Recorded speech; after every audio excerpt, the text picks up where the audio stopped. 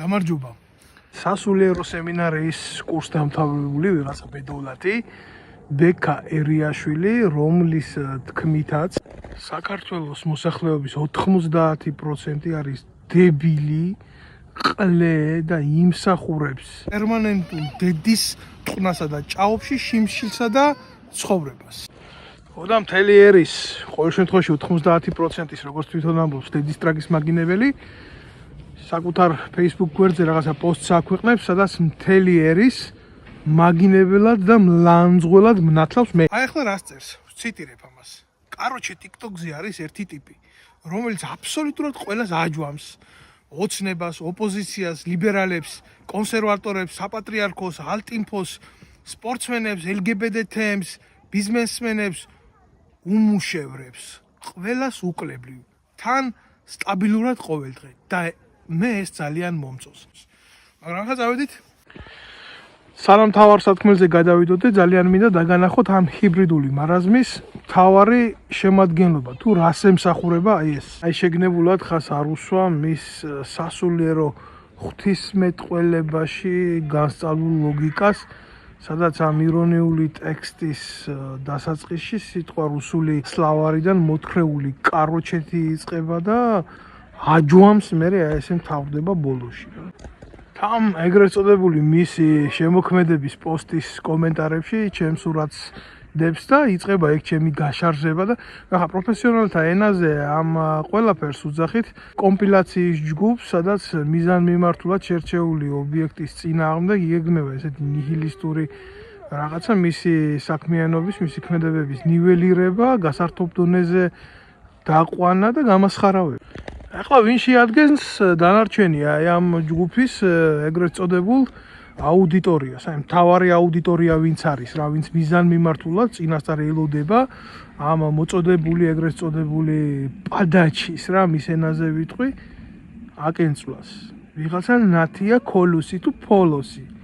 ფალოსი, ნათია ფალოსი. ახლა ვინ არის ეს ნათია ფალოსი? აი ეს ყლექალა, რომელიც აი მინედზე, ორალურ სექსზე არატრადიციული ტიპების უფლება დამცველობიდან მე უცებ წარე კონსერვატორი გახდა და მეფე თარხანას და წმინდა ირმას არხზეც მიიღო საეთერო დრო და იქიდან იმოძღვრებოდა. ახლა რას წერს? აი ნახეთ, ჩემი ხმა დავით ნემსაძეს მოდით მოვიყვანოთ მთავრობაში და იცინის.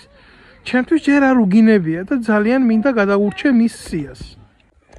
არასოდეს არსად არ მიდგომს, რომ მთავრობაში მინდა მოსვლა, რომ ხელისუფლების წევრი მინდა გავხდე, რომ პარლამენტის წევრი მინდა ვიყო, ეს მე არასოდეს არ მიდგომს, არც გამომიხატია მაგის სურვილი. ერთადერთი სურვილი მქონდა ის, რომ შემექმნა ძლიერი სამოქალაქო საზოგადოება, რომელიც თავის ინტერესებს დაიცავდა. ასე რომ ნათია ფალოსად ფსევდონიმირებულო ანდრია ჯაღმაიძის ტელეწამყვანო ტრაკში გაირჭვე ის ხმა, რომელსაც თურმე მე მიპირებ, რომ მომცე წადი და ეგერ ანაფორაში გადაცმულ ატეხილ ნაბიჭვრებს მიეცი, რასაც აძლევ იმას რა. ხო, იმ ანდრია ჯაღმაიძის, რომელსაც საპატრიარქოს ქონება მისი შვილის კონსორციუმ ბუნაგზი აქვს. ასე საოცარი სახელია ბუნაგი, გადაფორმებული და რომელი ანდრია ჯაღმაიძის ხელდასმული ზვიადა ტომარაძეც შენი გადაცემების სტუმარი იყო და სუსის ეგრეთ წოდებული გამჟღავნებული ფაილების მიხედვით, ვინც დაძრუებოდა საპატრიარქოში ანდრია ჯაღმაიძესთან ფარულ შეხვედრებზე და ესე წერია იმ სუსის ფაილებში, თუ როგორ უნდა გაეჩუმებიათ დავით ნემსაძე. შემდეგ კომენტარს ვიღაცა მარიამ შეყრილაძე აკეთებს, რომ მხოლოდ მე დამაფოლოვებს.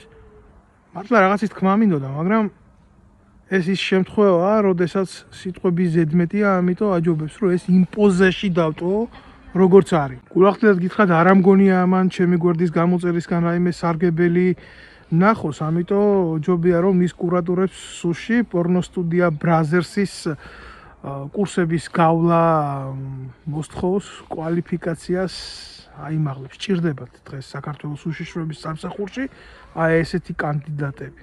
ნიჭი უდაოდ აქვს ამ მიმართულებით, როგორც ჩანს.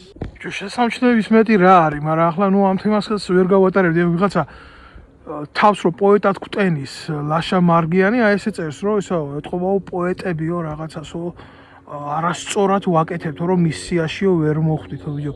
გალაქტიონის, ტერენტის, ვაჟას და აკაკის ქვეყანაში რამხელა პრეტენზიაა ჯერ რომ თავს პოეტად ასაღებ რა. ბევრი ვეძებ ეს კაცი პოეტი ქართული პოეზიის ანთოლოგიაში, მაგრამ ეთყობა მისი პოეზია ტუალეტის ქაღალდად ამოხიეს და იქ აღარ დამხვდა.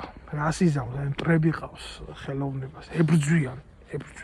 23 დეკემბერია და თითქმის მთელი ტირაჟი გაყიდულია. ბოლოს როგორც იქნა ამ პოეტის, გენიალური პოეტის, ვიღაც მარგიანის Facebook არხმა მამცნო, რომ წიგნის ყველა ტირაჟი გაყიდულია და შემრცხვა, იცით? რომ ამ ბუმბერაზი პოეტის წიგნის ყიდვა ვერ მოვასწები, იქნებ ვინმე მირჩიოდ, სად ვიყიდო, სად ვნახო, სად შევიძინო. ამან ედგარ პო, მოპასანი და ბალზაკი 500 მეტრიან დისტანციაზე ჩამოიტოვა უკვე. მაგერის წიგნები ყველგან ყრია და ამის წიგნი თურმე არ იშოვება. აზე ხარ? იცი რას გეტყვით ვიძია სერიოზულად, შევეცი თქვენ მწერალთა კავშირს, სადაც გიორგი მასხულია მწერალია. რას ნიშნავს რომ გიორგი მასხულია არის მწერალთა კავშირის წევრი? იმას რომ ვარ. უნდა შეეგუოს ფაქტის სახეზე. საქართველოს მწერალთა შემოქმედებითი კავშირი, ესე ქვია. შეგიძლიათ ნახოთ. საქართველოს მწერალთა შემოქმედებითი კავშირი. მასხულია გიორგი. 2017 წლის 26 ივნისიდან ის გახლავთ და თავმჯდომარის ხელმოწერაც რა თქმა უნდა ბაღათერ არაბული. ვიღაცა ერეკლე დეისაძე მწერალი. ახალგაზრდა მაცდური გარეგნობის კორექტორი ქალები მონდომებით ლოკავენ ჩემს ყრივ გაპარსულ ხვერებს, ახალგაზრდა მომხიბლავი გარეგნობის უმცროსი რედაქტორი ქალები 4-ნი, 5-ნი ან 6-ნი ერთად ვნებიავენ და ყლაპავენ ჩემს გაფრიქინებულ ჟოლოს ფერყლეს, ახალგაზრდა გამომაყოლებელი გარეგნობის დამკაბადონებელი ქალები ნაზად უსმენ ბას ვარდის ფერენებს ჩემს გიგანტურ მეწამულ ყლის თავს, ახალგაზრდა მგზნებარე დიზაინერი ქალები კი თავაზიანად მიშლიან თავიანთ ქორფა არომატულ დუნდულებს და მე ვუდებ თითოეულს მუდელში და ტრაქში და გძელია. ეს ვითომ მარგიანი მწერალია, სადაც თქვენი წიგნები თურმე რო შეხედავთ აროზე და გვერდზე გაიხედავ და უცებ გაყიდულია და ამ დროს მსოფლიო კლასიკას ნაგავში ყრიან რა. სამაუების ბაზარია ბატონებო, თქვენ შეგიძლიათ შეიძინოთ შოლოხოვი, კალევალა, ილია ჭავჭავაძე. ეთყობა მათ სათანადო ჰონორარს ვერ უხდიდნენ ხაზარაძისნაირი ბანკირები და რა თქმა უნდა დაუბრუნდები ბერტოლდ ბრეხტის გამოთქმას ვერ გამიგია ჯერ კიდევ რომელი უფრო დიდი დანაშაულია დაარსო ბანკი თუ გაძარცვა იგი ზუსტად ისეთ ჰონორალის გამცემებზეა ნათქვამი როგორც არის ბატონი ხაზარაძე, რომელიც ზუსტად ისეთ ჰიბრიდებს აფინანსებს, რომლის პოეზიაც თქვენ რამდენიმე წუთის წინ მოისმინეთ. აი ბოლოს ამ ბედოვლათის პოცს დაუბრუნდები ამ სასულიერო სემინარიის კურს დამთავრებულის ნააზრევს რა ირონიულს, რომელიც ჩემი ერის 90%-ს აგინებს და გავიაროთ ერთად შევხედოთ ერთი რაში მდებს ეს ბრალს. კოცებსო რატო აგინებსო? იმიტომ ვაგინებ, რომ მთელი ჩვენი ერი დაღუპეს და ოპოზიციასო რატო ვაგინებს, ანუ ნაცებს რატო ვაგინებ თურმე, ამაზე თურმე თავი მაქვს სამართლებელი, იმიტომ რომ კოცების თანამონაწილე კოლაბორაციონისტები არიან. ლიბერალებს რატო ვაგინებსო, კონსერვატორებს რატო ვაგინებსო? ერთი დამიდევით საქართველოში ვინ არის ლიბერალური იდეის ან კონსერვატიული იდეის მიმდევარი. თუ ვინმე არის რაღაცა იდეას ამოფარებული, გადაცმული ტიპი, მასხარა, რომელიც რაღაცა კლოუნადებს დგამს პირადი გამორჩენისთვისა. არ ამგონია მე სიყალბე საერთოდ რომელიმე იდეის საფუძველი იყოს. ეს არის ჩვეულებრივი დადგმული სცენები საქართველოში იდეის მსახურება, თუნდაც იმ მიუღებელი იდეის მსახურება ან მისაღები იდეის მსახურება არა. აქ არის ადამიანები, რომლებიც შეძურებიან რაღაცა შირმის ქვეშ და ცდილობენ როგორ გადაირჩინონ თავიანთ გაიტანონ ხვალინდელი დღე. ზოგადად ეს ტიპი ვერ გარკვეულა იდეასა და მასკარად შორის რაც წყალგამყოფია და მე ახლა ვერ დავდგები და ამას საზოგადო პოლიტიკური აღზრდის ლექციებს ვერ ჩაუტარებ, ამის არც დრო მაქვს და არც სურვილი. საპატრიარქოსო რატო აგინებსო? როდესაკეთ გახდა ყანდურთა ლეკვო სიმართლის თქმა გინება. მოიცა რა უნდა მომწონებოდა საპატრიარქოში ქართველი ერის გენოციდის მომწყობ კიტოვანს და ქურდ ჯაბაიოსელიანს მწვანე რო აუნთეს ეროვნული ხელისუფლების დანგრევაში? შენ ეს მოგწონს?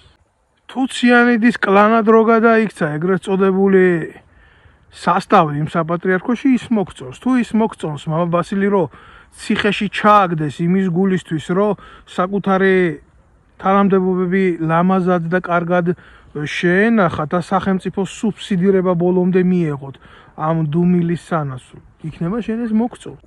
თუ მთელი ქართველი ერის გამანადგურებელ სისხლის მსმელ ახალაიებს წმინდა გიორგის ორდენებს და ჯვრებს რო ურიგებდნენ, იქნება ის მოგწონს. ქარდავებსაც ურიგებდნენ სხვადასხვა ასეთ ორდენებს. თუ მირონით ვაჭრობა მოგწონს, მირონით ვაჭრობა, ეკლესიები რო ცეხებად გადააქციეს.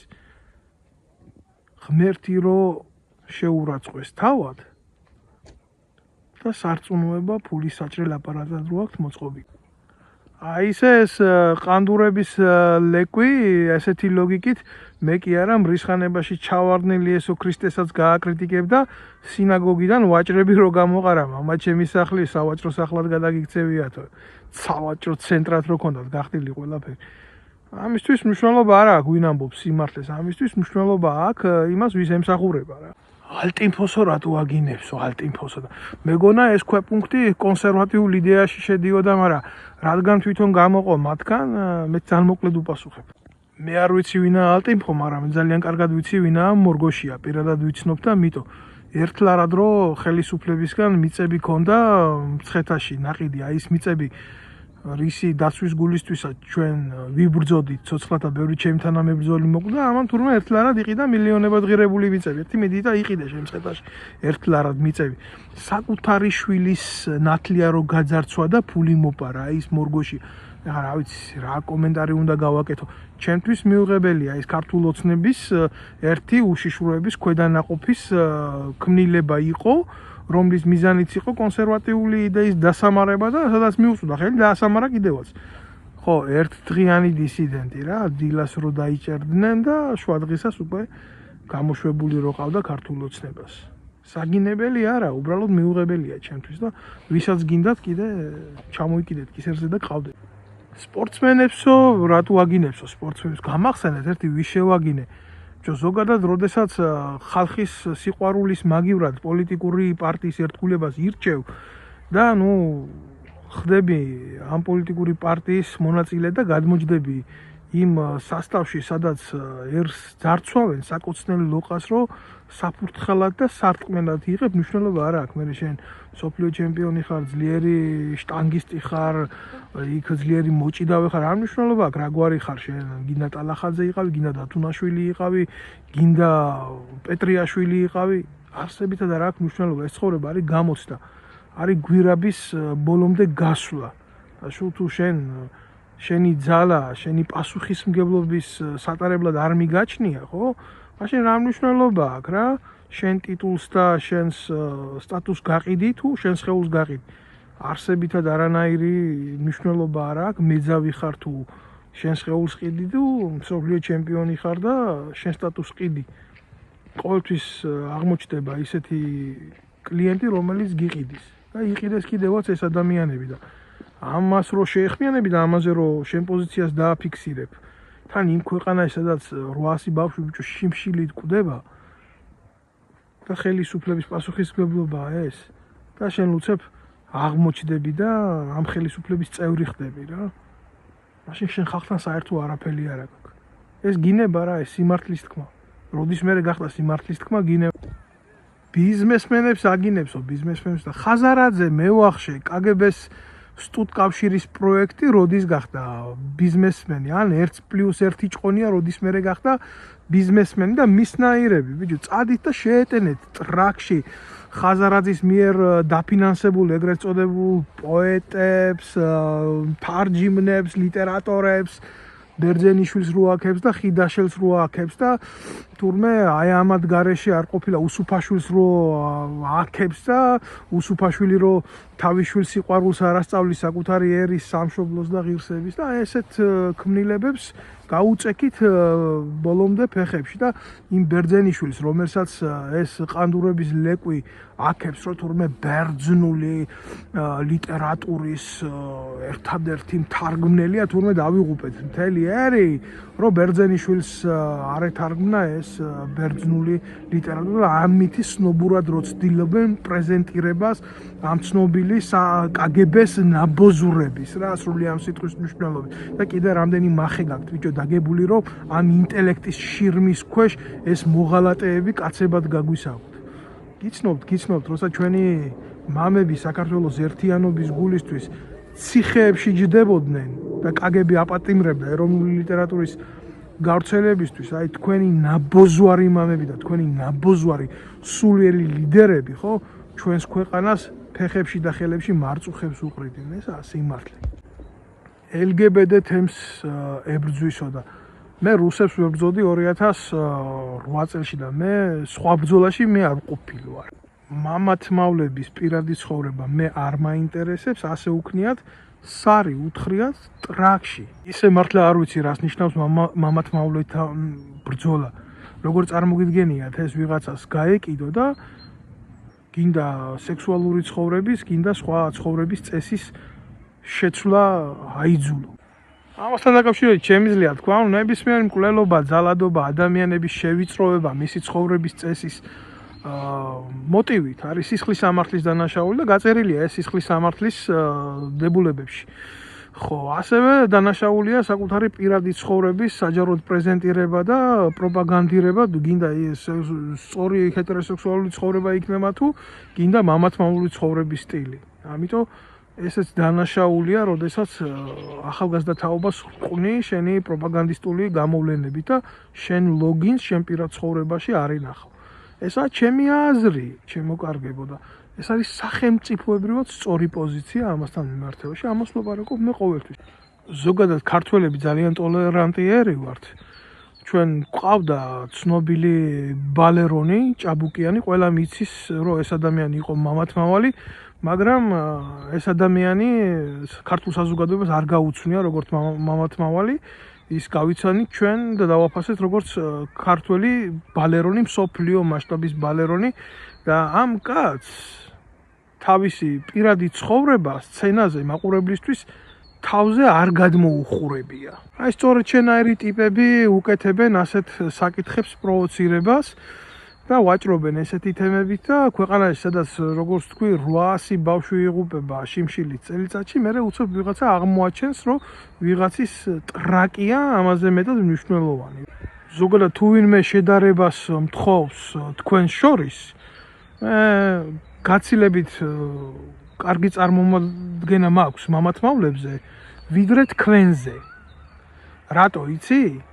იმიტომ რომ ისინი ისეთები არიან, როგორიც არიან და თქვენ ვიღაცის დაკვეთით უკადრებელს კადრულობთ. და თუ იმათ LGBT-ს თემს უძახით, აი თქვენ ამდვილად თქვიათ მეტრაკეები რა.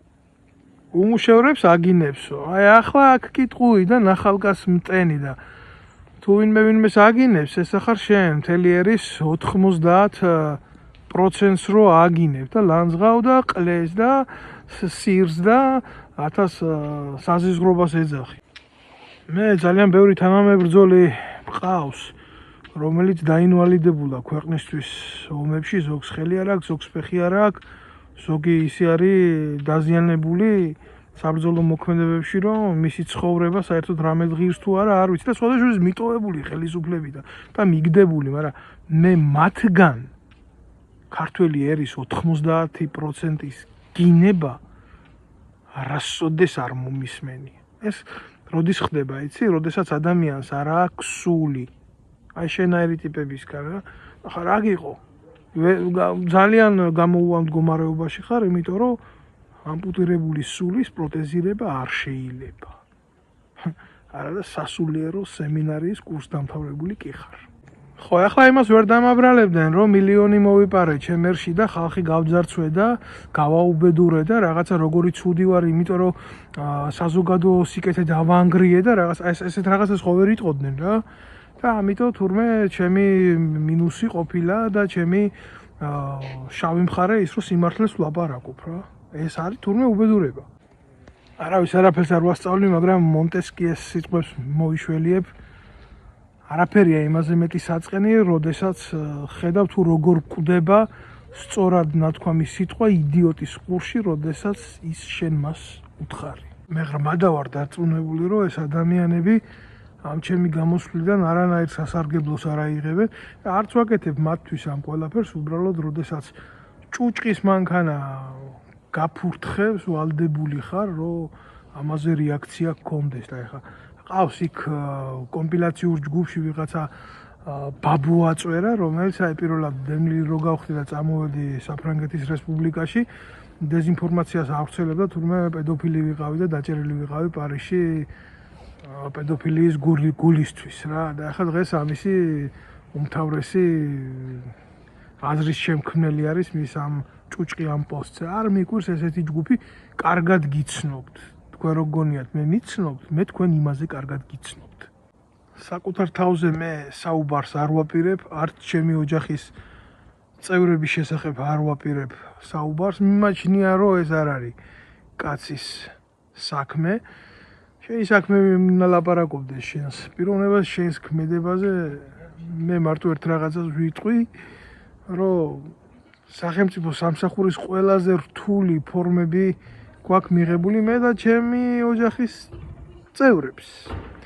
მათ შორის ქვეყნის გარეთ სამხედრო მისიებში ვეთანხმებოდით ამას თუ არ ვეთანხმებოდით, ჩვენ ვიყავით ყოველთვის ჩვენი ქვეყნის გვერდზე, მაშინ როდესაც თქვენ დედათქვენის უკანალში იმალებოდით. ამერიკის დროშა უდევს ქავერის ფოტოზე. შესაძლოა ვერც გავიგებდი მის ამ იდიოტურ პოსტს იმ ამერიკიდან რო არ დაერეკათ, რომ გამოყლებებულს რა უნდაო. ხო და ესეთი რაღაცა არის რა. ამათ დემოკრატია, თავისუფლება ის გონიათ, რაც გონიათ, მაგრამ ის არ არის, რაც ამათ გონიათ რა. 2019 წლიდან ვარ პოლიტიკური დევნილი, აღიარებული პოლიტიკური დევნილი საფრანგეთის რესპუბლიკის მიერ და ამის მოტივები რო არ ქონოდა ამხილა რესპუბლიკას, მე დღეს სხვა სტატუსი და სხვა განზომილების ცხოვრება მექნებოდა. მაგრამ მე ვერავის წინაშე თავს ვერ ვიმართლებ, რომ ამდენი ნაბოზვარს გადაურჩი და დღეს ცოცხალი ვარ. და მით უმეტეს ვერ ვიმართლებ თავს და არ ვიმართლებ და არ ვიკადრებ სიმართლის ლაპარაკის და მეწყვილების გულისთვის რა. ამიტომ ხა ვისაც ეს პრობლემას უქმნის, ეს მისი პრობლემაა და არა ჩემი. მე ღრმად მწამს, რომ ჩემი გამოსვლებით მე აუცილებლად მივაღწევ სამოქალაქო საზოგადოების გამოღვიძებას და საზოგადოების ცნობიერების გაღვივებას. და ამ ყველაფერს მიუძღვნი ჩემ თავისუფალ დროს და მე მივიჩნევ, რომ თანამედროვე დრო და თანამედროვე ეპოქა ეს არის ცნობიერების გამოწვევის და იდეოლოგიური ბრძოლის ეპოქა და მე ვფიქრობ ამ საბრძოლო ველზე მე უპირატესობა მაქვს. იმიტომ რომ სიმართლე გამაჩნია ამ გენიდან განსხვავებით. როგორც იტალიელები იტყვიან, finita la commedia. დღეისთვის დასრულებულია თქვენი შემკობა. პასუხის ღირსად არ გთვლით. იმათაც არ გთვლით, რომ დუელში გამოგიწვიოთ ზოგადად.